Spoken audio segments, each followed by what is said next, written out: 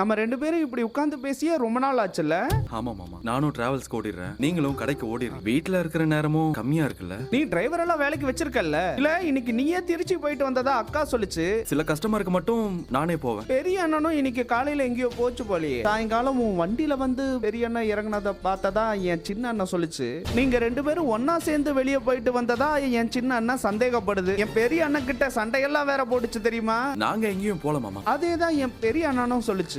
ஆமா, அவர் ஏன் உன் வண்டியில வந்து இறங்குனாரு? அவரு கடை தெரு வழியா நடந்து போயிட்டு இருந்தாரு. சரி, அவரை டிராப் பண்ணலாமேன்னு நான் தான் கூட்டிட்டு வந்து டிராப் பண்ணேன். உடனே அவர் வந்து உன் வண்டியில ஏறிட்டாரோ? என் பெரிய அண்ணா வேற மாதிரி இல்ல சொல்லுச்சு.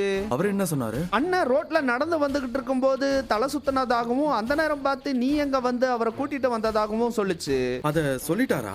அவரு சொல்ல மாட்டாருன்னு நினைச்சேன். அதான் உங்களையும் பதட்டப்படுத்த வேண்டாமேன்னு அந்த விஷயத்தை நான் சொல்லாமலே. நான் பதட்டப்படுறதெல்லாம் இருக்கட்டும், நீ எதுவும் பதட்டமா இருக்கியா மாப்ள? நான் போய் ரெஸ்ட் எடுக்கிறேன் மாமா. பாரு, பேசிக்கிட்டே இருக்கும்போது டக்குன்னு டயர்டா இருக்கு, நான் உள்ள போறேன்ட்டு போயிட்டான். அவன் எதையோ மறைக்கிற மாதிரியே எனக்கு தோணுது. கரெக்ட். காலையில சாப்பிடாம கொள்ளாம காஃபி குடிக்காம ஓடுறான். கஸ்டமருக்கு ரகசியமா மெசேஜ் எல்லாம் அனுப்புறான். ராத்திரி சரியா தூங்குறதும் கிடையாது. என்ன நடக்குதுன்னே புரியல சித்தப்பா. நான் நிஜமாவே மயிலி என்கிட்ட பொய் சொல்றான்னு நினைச்சிட்டேன்ப்பா. அவன் மேல இருக்கிற வெறுப்புல அப்படி எல்லாம் பேசிட்டேன். மத்தபடி என் மனசுல இருந்து அந்த மாதிரி வார்த்தையெல்லாம் வரலப்பா. நான் அப்படி பேசிருக்க கூடாதுதான், தப்பு தான். நீ அந்த பிள்ளைய பார்த்து பேசின வார்த்தையை என்னடா பண்றது? அந்த வார்த்தையை திரும்பி எடுத்துக்க முடியுமா? எப்பயுமே யார்கிட்ட பேசினாலும் வார்த்தையை விடுறப்ப பார்த்து கவனமா விடணும். மாட்டேன், நான் மகளை போய் பாட்டு வர சில குடும்பத்துக்கு நம்மளுக்கு 1008 சண்டை சச்சரவு இருக்கலாம்.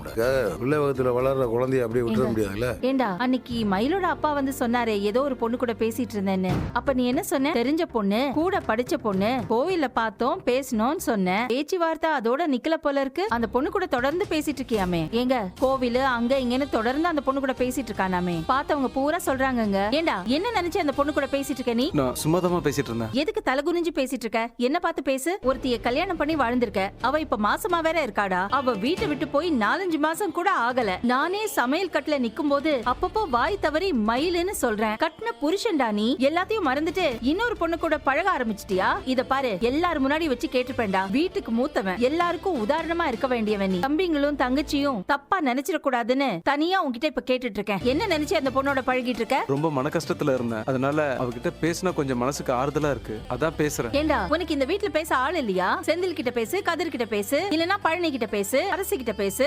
எல்லாரையும் விட்டுட்டு எப்பவோ கூட படிச்ச பொண்ணை தேடி கண்டுபிடிச்சு அவகிட்ட பேசினாதான் ஆறுதல் கிடைக்குமோ? மயிலோட பிரச்சனை என்னதும் இன்னொரு பொண்ணு கூட பேசுவ. இப்போ இவ கூட பிரச்சனை வந்துச்சுன்னா இன்னொரு பொண்ணு கூட பேசுவியோ?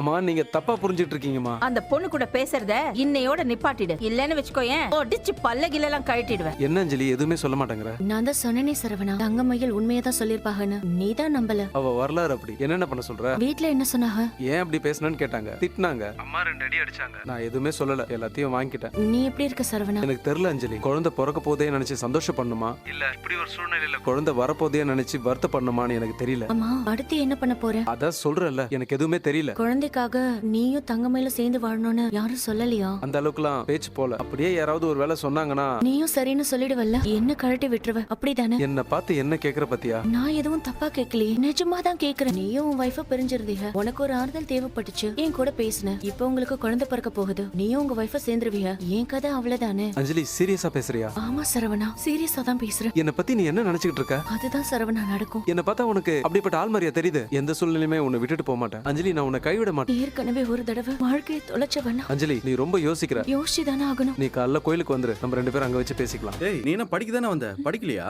அண்ணன் யார்கிட்ட இம்புட்டு சீரியஸா பேசிட்டு இருக்கு? அந்த பொண்ணு கிட்ட. எந்த பொண்ணு கிட்ட? யாரோ ஒரு பொண்ணு கிட்ட மாமா பேசுறதா மயிலக்கா அப்பா சொன்னார்ல, அந்த பொண்ணு கிட்ட. அவர்தான் என்னமோ கதை விட்டாருன்னா நீ அதை நம்பிட்டியா? அவர் சொன்னது ஒன்னும் கதெல்லாம் இல்ல. மாமா ஒரு பொண்ணு அடிக்கடி மீட் பண்ணி பேசுறாரு. மீனாக்கா பாத்திருக்காங்க, மயிலக்கா கூட பாத்திருக்காங்க. பாத்தியா? நீயே பாரு, இன்னைக்கு இம்புட்டு பெரிய பிரச்சனை நடந்திருக்கு. குழந்தை விஷயம் கூட மாமாக்கு தெரிய வந்திருக்கு. ஆனா எதை பத்தியும் யோசிக்காம அந்த பொண்ணு கிட்ட பேசிட்டு இருக்காரு. நான் சின்ன பொண்ணு, கேட்கணும் போல இருக்கு. கேட்டா தப்பாயிடும். எனக்கு என்ன சொல்றதுன்னு தெரியல. சரி, நீ ரூம்ல போய் படி, நான் பேசிட்டு வரேன். நீ உள்ள போ. ரூமுக்கு போறேன். சரி சரி, அப்ப நாளைக்கு பார்க்கலாம். கோயிலுக்கு வருவல்ல?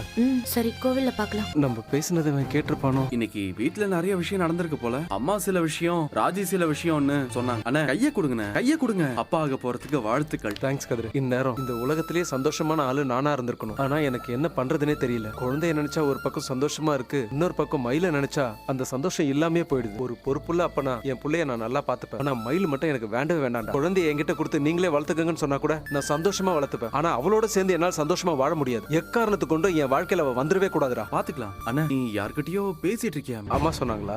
யார்கிட்ட? எல்லாம் உனக்கு தெரிஞ்சவங்க உண்மைதான். நான் அஞ்சலி கிட்ட தான் பேசிட்டு இருக்கேன். அஞ்சலியா? அந்த அஞ்சலியா? உன்னோட தேவி அவங்க கல்யாணம் பண்ணிக்கிட்டு வேற எங்கேயோ போயிட்டாங்க தானே? அப்ப போனா இப்ப திரும்பி வந்துட்டா. அவளும் கிட்டத்தட்ட இப்ப என் நிலைமையில தான் இருக்கா. என்ன ஒரு வித்தியாசம், அவளுக்கு டைவர்ஸ் ஆயிடுச்சு, எனக்கு இன்னும் ஆகல. அண்ணன் கேக்குறது தப்பா சரியான்னு கூட தெரியல. ஆனா அவங்களும் நீயும் என்ன பேசிட்டு இருக்கீங்க? சும்மா தான்டா பேசிக்கிட்டு இருக்கோம். அவளோட கதையை அவ என்கிட்ட சொல்லுவா, என் கதையை நான் அவகிட்ட சொல்லுவேன். அப்படியே ஒருத்தருக்கு ஒருத்தர் கொஞ்சம் ஆறுதலா இருக்கும், அவ்வளவுதான். மயில் பண்ண வேலையில நான் ரொம்ப உடைஞ்சு போயிட்டேன்டா. நம்ம குடும்பமே போலீஸ் ஸ்டேஷன் கோர்ட்டுன்னு அலைஞ்சதுல நான் ரொம்ப பாதிக்கப்பட்டேன். என் மனசுல குற்ற உணர்ச்சி ரொம்ப அதிகமாயிடுச்சுடா. அவங்க பண்ணதுக்கு நீ என்னடா பண்ணுவ? கல்யாணம் நான் தானே பண்ணேன், என்னால தானே அவ இந்த வீட்டுக்குள்ளேயே வந்தா. அதெல்லாம் யோசிச்சு பார்க்கும்போது ஏதோ வைத்தியம் முடிச்சு ரோடோட சுத்திக்கிட்டு இருக்க மாதிரி இருக்குடா. அப்பதானே நான் மறுபடியும் அஞ்சலியை பார்த்தேன். நாங்க 2 பேரும் பேச ஆரம்பிச்சோம். ஆனா அவ மட்டும் இல்லன்னு வச்சுக்கடா, நான் செத்து போயிருப்பேன்டா. என்னண்ணா இப்படி எல்லாம் பேசுற?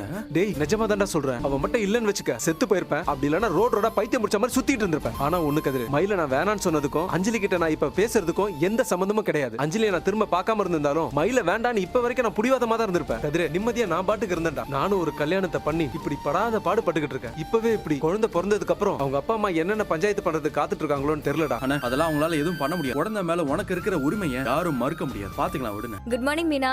இன்னைக்கு நீங்க வீட்ல தானே இருப்பீங்க? ஆமா மீனா, இன்னைக்கு நான் வீட்ல தான் இருப்பேன். நான் ஒன்னு சொல்லுவேன், நீங்க வந்து ஷாக்கோ கோவமோ ஆக கூடாது. என்ன மீனா?